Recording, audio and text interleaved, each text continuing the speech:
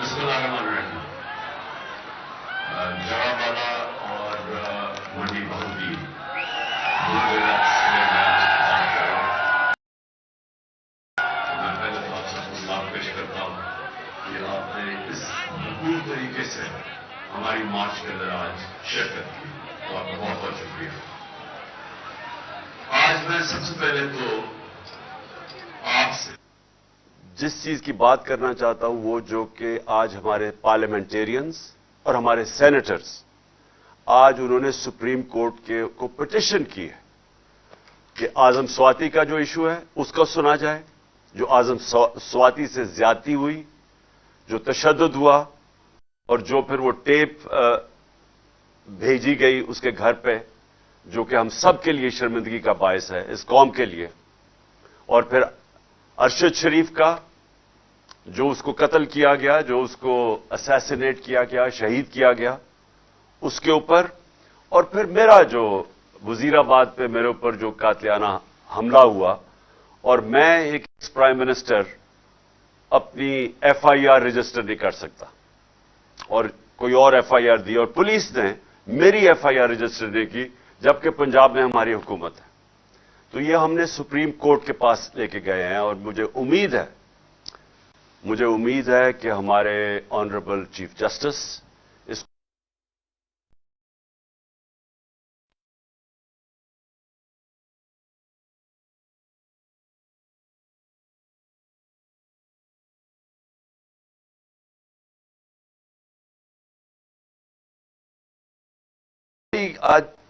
آج کل social media کا زمانہ ہے، ساری دنیا کی انفارمیشن ہمارے پاس آ جاتی ہے. برطانیہ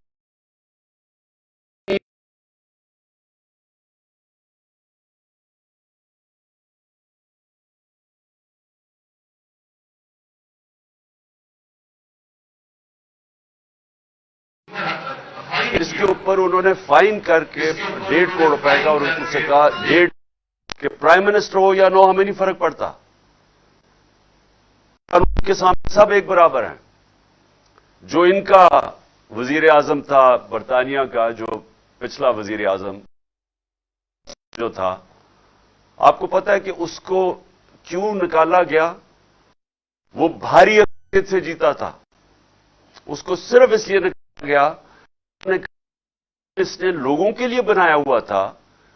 کورونا کے دور میں وہ اس نے اپنے اوپر لاگو نہیں کیا. ایک وجہ تھی کہ اس کے اوپر انہوں نے اس کے اوپر ایکشن لیا اور اس کو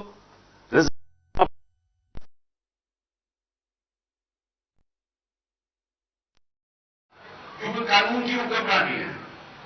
انگریزی میں قانون کی حکمرانی کو کہتے ہیں rule of law. Rule of law میں جو میری جو تحریک 26 سال پہلے میں نے شروع کی تھی، انصاف کی تحریک، یہ قانون کی بالادستی کی تحریک ہے، انصاف کی تحریک ہے. اور یہ اس لیے نہیں، لوگ میرے سے کہتے جی آپ کا معاشی ایجنڈا کیا ہے؟ اب ملک میں خوشحالی کیسے لے کے آئیں گے؟ اگر ملک میں خوشحالی لے کے آنی ہے تو یہاں انصاف قائم کرنا پڑے گا. جب تک اس ملک پاکستان کے اندر قانون کی حکمرانی نہیں ہوگی، یہاں خوشحالی نہیں آنے لگی. جو بھی کوئی ہمارے ماضی میں جھوٹ بولتا رہا ہے کہ میں ایشین ٹائیگر بنا دوں گا یا میں لاہور کو پیرس بنا دوں گا، یہ نہیں بن سکتی جب تک انصاف نہیں ہوگا. نبی صلی اللہ علیہ وسلم نے مدینہ کی ریاست میں سب سے پہلے عدل اور انصاف قائم کیا، خوشحالی بعد میں آئی.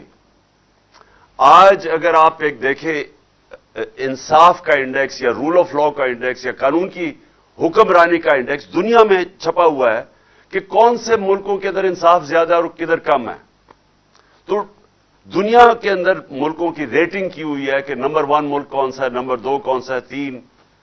تو جو سارے دنیا کے اوپر کے 10 15 ملک ہیں، سب خوشحال ترین ملک ہیں. ان میں ہے ڈنمارک ہے، سویڈن ہے، ناروے ہے، سوئٹزرلینڈ ہے، برطانیہ ہے. جو بھی ملک کے اندر دنیا میں خوشحال ملک ہیں، جرمنی ہے، ان ساروں کے اندر انصاف اوپر ہے، قانون کی حکمرانی ہے، وہاں رول آف لا ہے وہاں.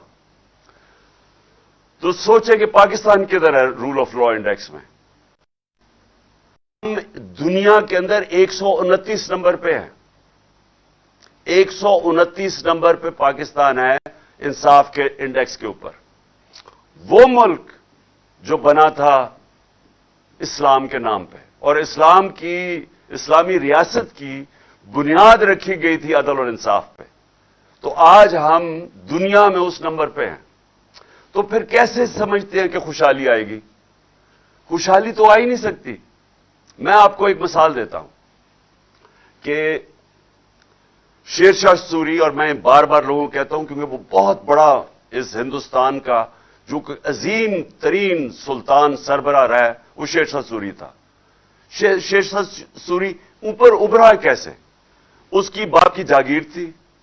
उसने बिहार के अंदर जो बाप की जागीर थी, उसके अंदर सबसे पहले बड़े बड़े डाकुओं का मुकाबला किया। सारे जो कानून तोड़ने वाले ताकतवर थे, उनको उसने मुकाबला करके या वो बाहर भाग गए और या कानून के नीचे ले आया। जब उसने इंसाफ कायम कर दिया, तो जो इर्द गिर्द जागीरों के लोग थे, जो और इलाके के लोग थे, सारे बड़े बड़े ताजर इसकी जागीर में आ गए। वहां खुशहाली आ गई और सारों को नजर आना शुरू हो गया कि सबसे इसकी जागीर खुशहाल थी और बेहतरीन चल रही थी, क्योंकि इंसाफ था। पाकिस्तान के अंदर हमारा ये जो स्ट्रगल है, जो आज हमारे पार्लियामेंटेरियंस, सेनेटर्स जो आज सुप्रीम कोर्ट से पिटीशन कर रहे हैं, ये हमारी तहरीक इंसाफ की है। हम इस मुल्क में कानून की हुक्मरानी चाहते हैं, और कानून की हुक्मरानी खुशहाली नहीं लेके आएगी, वो लोगों को आजाद भी करेगा। जो हम हकीकी आजादी की बात करते हैं कि अगर मुल्क के एक्स प्राइम मिनिस्टर, सबसे बड़ी पाकिस्तान की पार्टी का सरबराह, अगर मैं अपनी एफआईआर रजिस्टर नहीं करवा सकता, मेरे ऊपर कातलाना हमला हुआ है, मुझे पता किसने किया, तहकीकात में हो सकता है साबित हो कि वो नहीं है लोग, लेकिन ये तो मेरा हक है। आइन मुझे यह हक देता है कि मैं उनकी निशानदेही करूं और उनकी इन्वेस्टिगेशन करवाऊं।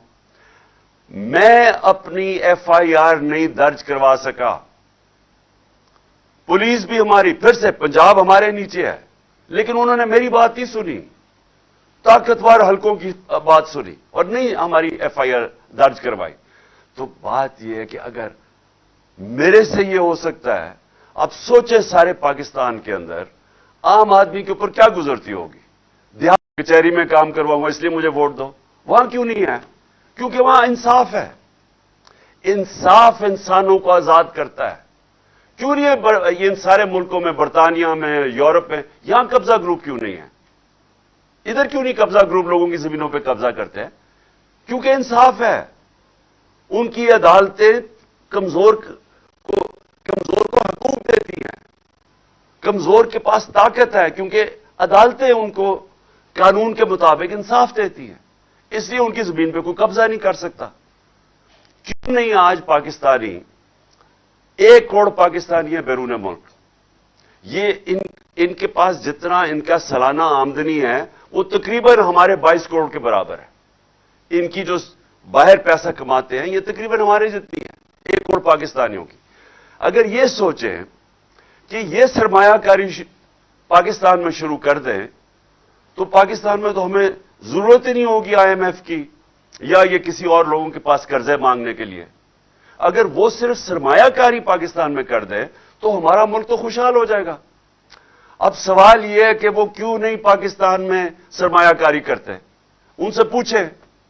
उनको मसला पड़ जाता है कि पाकिस्तान में प्लॉट भी खरीदते हैं ना, तो प्लॉट के ऊपर भी कब्जा हो जाता है।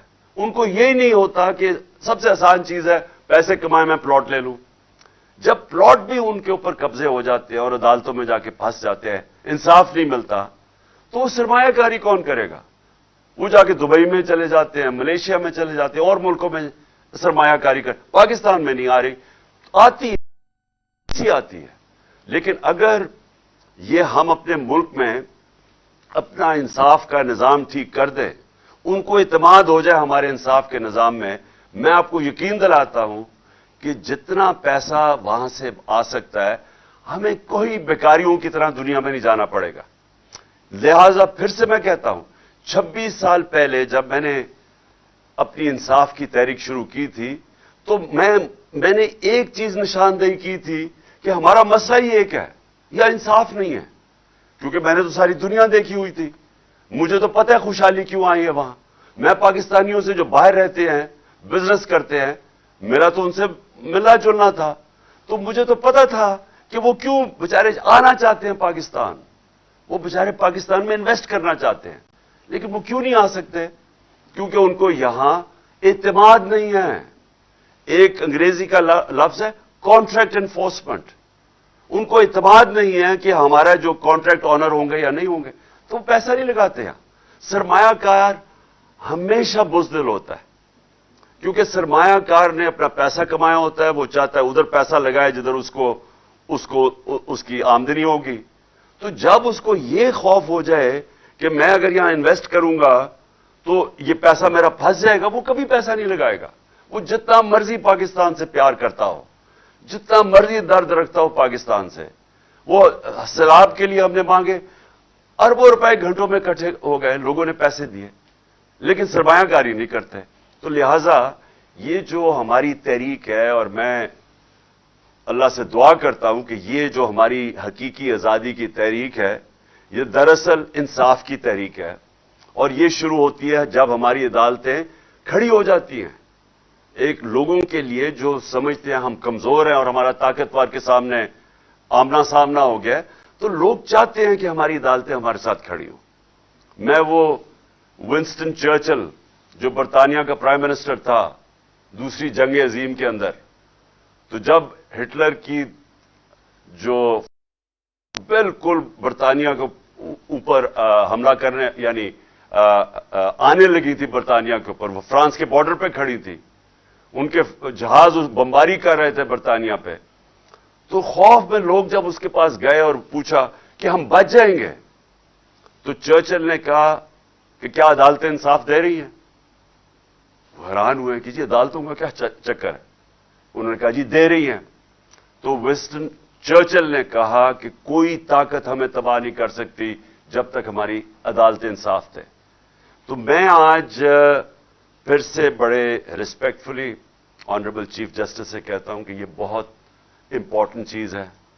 پاکستان کا نمبر 1 انویسٹیگیٹو جرنلسٹ صحافی ارشد شریف کو شہید کیا گیا. اس کے اوپر پوری تحقیقات ہونی چاہیے. کون تھے وہ لوگ جنہوں نے دھمکیاں دی, کنہوں نے اس کے اوپر ایف آئی آر کٹوائیں, کیوں ملک سے باہر اس کو جانا پڑا, اس کے بعد کیوں آگے ادھر سے گیا, اور پھر اس کا قتل, یہ جو اس کو شہید کیا, کہ یہ تو میرا حق ہے ایف آئی آر کا. تو میں چاہتا ہوں کہ اس کے اوپر بھی ہمارا سپریم کورٹ ایکشن لے. اب میرا جو دوسرا ایشو ہے وہ یہ کہ یہ جو لندن میں فیصلہ ہو رہا ہے, 2 اہم فیصلے کر رہے ہیں, کیا الیکشن جلدی ہوگا یا لیٹ ہوگا, اور دوسرا فیصلہ ہے کہ آرمی چیف کون بنے گا. تو میں پھر سے آج ساری قوم کے سامنے یہ بات رکھنا چاہتا ہوں کہ یہ ناممکن ہے کسی کا تصور کرنا کہ ایک مفرور, ایک سزایافتہ آدمی ملک کے اتنے اہم فیصلے کرے گا. یہ کسی مہذب معاشرے میں نہیں ہوتا.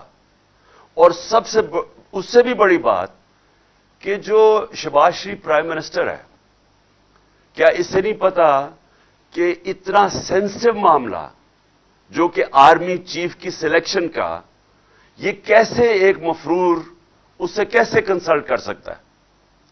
یہ آفیشل سیکرٹس ایکٹ کی وائلیشن ہے, اور اس کے اوپر ہم اپنے وکیلوں سے بات کر رہے ہیں, ہم اس کے اوپر ایکشن لیں گے. کیونکہ یہ کیسے اتنی بڑی, اتنی امپورٹنٹ پوزیشن پاکستان کی نیشنل سیکیورٹی کے لیے آرمی چیف کی جو پوزیشن ہے وہ اتنی امپورٹنٹ ہے, یہ کیسے اس مفرور کے سامنے پاس بیٹھ کے ڈسکس کر سکتا ہے؟ اور دوسری بات کہ الیکشن ہوں گے یا نہیں ہوں گے, یا کب ہوں گے, اینڈ میں ہوں گے, جلدی ہوں گے. سوال یہ ہے کہ کیا وہ مفرور, وہ سزا یافتہ آدمی جو کہ چوری کے پیسے سے وہاں بیٹھا ہوا ہے لندن میں, کیا وہ فیصلہ کرے گا یہ اہم؟ کیا اس کو پاکستان سے پیار ہے یا اس کو کوئی اسٹیک ہے پاکستان میں؟ بچے اس کے باہر برطانیہ پاسپورٹ لے کے بیٹھے ہوئے, دونوں بیٹے. اس کا جو سمدھی ہے, جو اسحاق ڈار ہے, وہ باہر, اس کے بچے باہر بیٹھے ہوئے ہیں. شہباز شریف उसका बेटा बाहर बैठा हुआ है, सब भागे हुए हैं करप्शन केसेस से। क्या ये आदमी फैसला करेगा कि पाकिस्तान के लिए इलेक्शन जल्दी होने चाहिए बाद में? जिस आदमी का सिर्फ मकसद एक है, किस तरह वो पहले जो पाकिस्तान का पैसा चोरी किया, अरबों डॉलर इसने बाहर रखा हुआ है, और फिर एनआरओ कैसे लेना है, उस पैसे को बचाना कैसे है। जिस आदमी का असल मकसद ये हो, क्या वो फैसला करेगा कि पाकिस्तान में इलेक्शन कब होना है? सबको पता है, कोई भी माशरत के माहिरीन से आज आप पूछ लें कि जिस दलदल में पाकिस्तान गिरता जा रहा है, जो इस वक्त पाकिस्तान के हालात हैं, जो माशी हालात हैं, जो महंगाई है, जो बेरोजगारी है, जो इंडस्ट्री बंद हो रही है, जो हमारी रेमिटेंसेस गिर रही हैं, एक्सपोर्ट्स गिर रही हैं, आमदनी कम हो रही है, जो हमारे किसानों का आज हाल है, हर चीज नीचे जा रही है। जब मुल्क की आमदनी कम होती जा रही है तो हमने कर्जे कैसे वापस करने हैं? किस्तें कैसे वापस करेंगे जब आमदनी कम होती जा रही है? और ये कैसे ठीक होगा? जब तक ये हुकूमत बैठी है तो ठीक नहीं होगा, क्योंकि जब तक इकोनॉमिक स्टेबिलिटी तब तक नहीं आती, यानी माशियत जब तक इस्तेकाम उसका हो ही नहीं सकता जब तक सियासी तौर पे इस्तेकाम ना हो। पॉलिटिकल स्टेबिलिटी होगी तो माशियत की स्टेबिलिटी होगी, वो हो ही नहीं सकती, क्योंकि किसी को ही नहीं पता कि आगे क्या होगा, हुकूमत कितनी देर चलेगी। तो वो आदमी जिसका पैसा बाहर पड़ा है, क्या वो पाकिस्तान के लिए क्या फैसला बेहतर है, अभी जल्दी इलेक्शन हो या बाद में हो, क्या वो फैसला करेगा? क्योंकि उसका तो इंटरेस्ट ये है ही नहीं। वो तो देख रहा है कि उसका पैसा बचेगा कैसे। वो सिर्फ तैनाती भी इस तरह ही करेगा, देखेगा कि उसके इंटरेस्ट कौन बचाता है। वो तो मेरिट का सोच ही नहीं रहा, कभी भी नहीं सोचा, सारी जिंदगी मेरिट का नहीं उसने सोचा। कब उसने जजेस के ऊपर या कोई भी इदारों के ऊपर जब लोग बैठे हैं, नैब है, या कभी मेरिट का नहीं सोचा, क्योंकि उसका तो है ही इतना पैसा बना लिया, अब उसे बचाएगा कैसे।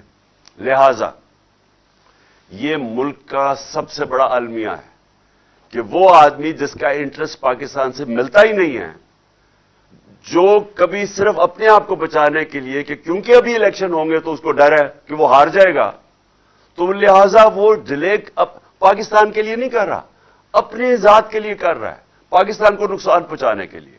तो मेरी दूसरा पॉइंट ये है कि ये भी आज सारे मुल्क को सोचना चाहिए कि एक ऐसे आदमी को क्या हमें इजाजत देनी चाहिए इतने अहम फैसलों के लिए? बिल्कुल नहीं देनी चाहिए। और ये जो भी फैसला करेगा अपनी जात के लिए करेगा, पाकिस्तान के लिए नहीं करेगा। अब मेरी तीसरी बात, देखिए मैं 26 साल से पॉलिटिक्स में हूं। 26 साल से मैं एक चीज कह रहा हूं कि हम दोस्ती सबसे करना चाहते हैं, लेकिन गुलामी किसी की नहीं करना चाहते। ये मैंने आज नहीं कहा, मेरे 26 साल से बयान पढ़ लें कि मैंने हमेशा ये कहा है कि पाकिस्तान सबसे दोस्ती करना चाहता है।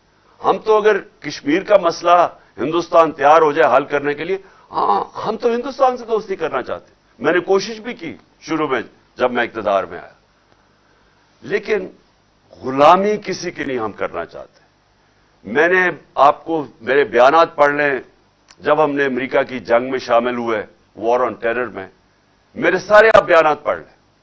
मैं हर जगह कहता रहा कि यह हमारी जंग नहीं है, हम अपने लोगों को कुर्बान करें किसी और की जंग में।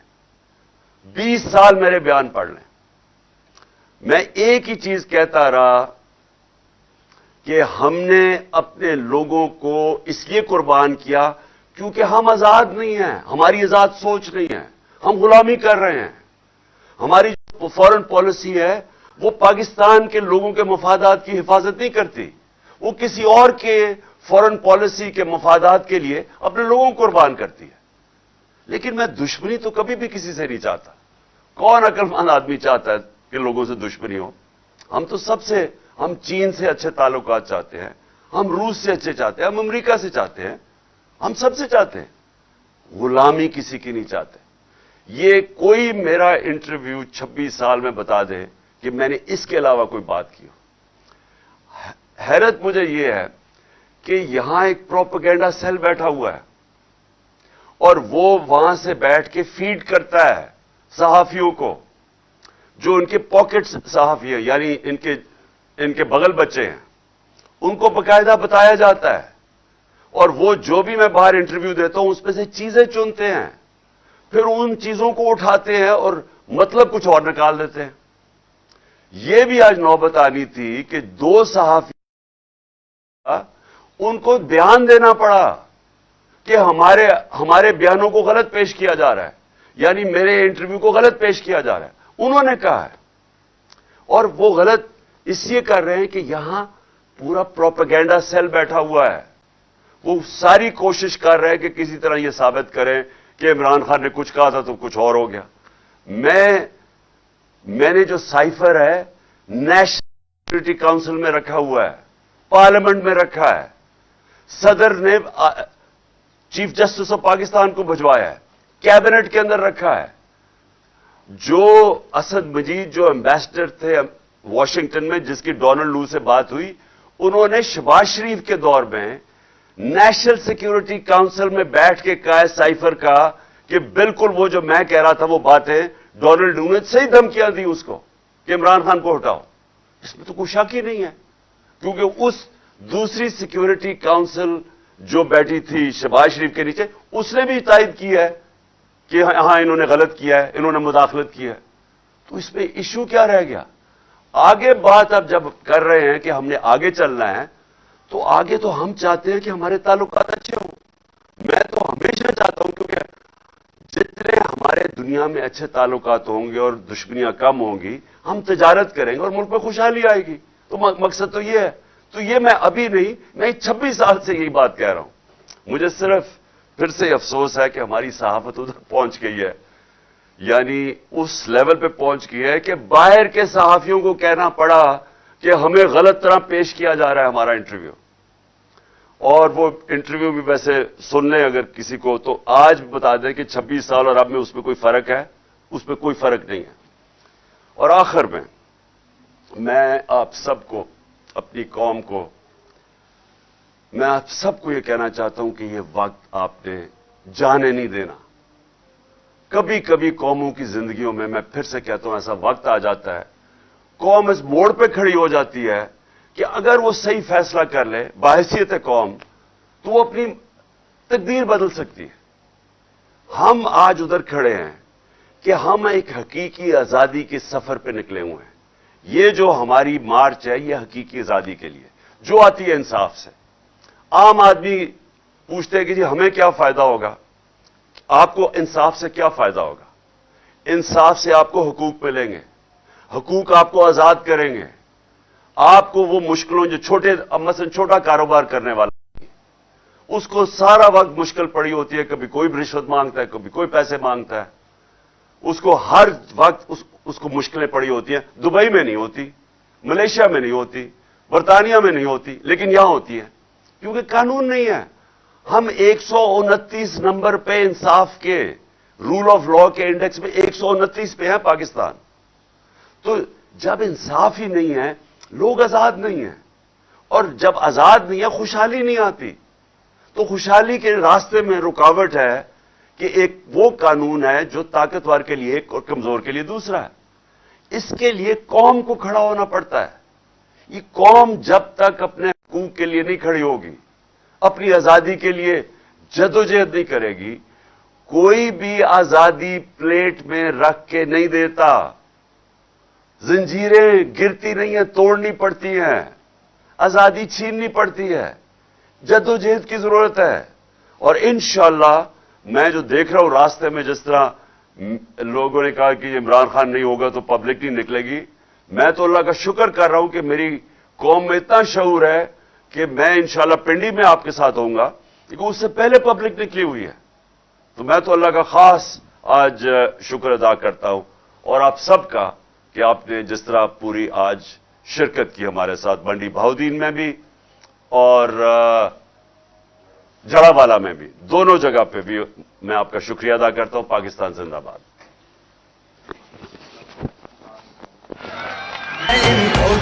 سرکار نام منظور Who's back? You